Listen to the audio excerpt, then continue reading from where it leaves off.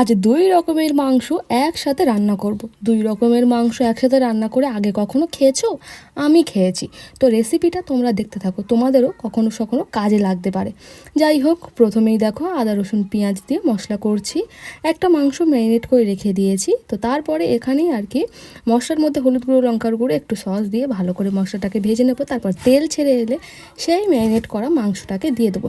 দ্বিতীয় মাংসটা একটু পরে দেবো। এই মাংসটা আগে সুন্দর করে কষিয়ে নেব, নিয়ে তারপর তেল ছেড়ে এলে দ্বিতীয় মাংসটা তারপরে দেবো। এই যে দ্বিতীয় মাংসটা হলো এইটা, হাড় ছাড়া দ্বিতীয় মাংস। সয়াবিনটাকেও আমরা দ্বিতীয় হাড় ছাড়া মাংস বলেই চিনে থাকি। যাই হোক, তোমরা কখনো আগে এরকম রান্না করে খেয়েছো? অনেকেই হয়তো খেয়েছো বা অনেকেই আবার খাওনি। তো রেসিপিটা দেখে নাও, পরে কাজে লাগতে পারে। তো তোমরা এরকম বানিয়ে খেতেও পারো। মাংসটা তো মোটামুটি কষানো হয়ে গেছে, তোমরা নিজেরাই একবার দেখো। তো ভালোভাবে দেখো কষিয়ে নিয়েছি, সয়াবিন আলু সব কিছু একসাথে দিয়ে কষিয়ে নিয়েছি। তেলটা ছেড়ে ছেড়ে এসছে। তো এইবার আমি দিয়ে দেবো জল। আর এইদিকে দেখো অল্প করে জল দেবো। আলুটা দেখো একদম পুরো সিদ্ধ হয়ে গেছে। তো এইবারে জল দিয়ে দেবো অল্প করে। রান্নাটা কিন্তু ভালোই হবে।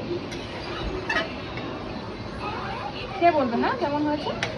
তো এই রকমভাবে মাংস বানানোর একটাই কারণ, আজকে আর কি আমাদের বাড়িতে কিছুই ছিল না। তো বাজারে যাওয়ার লোক নেই। এদিকে বৃষ্টি হচ্ছে বলে রাস্তায় জল জমে গেছে, তাই আর কেউ বাজারে যাবে না।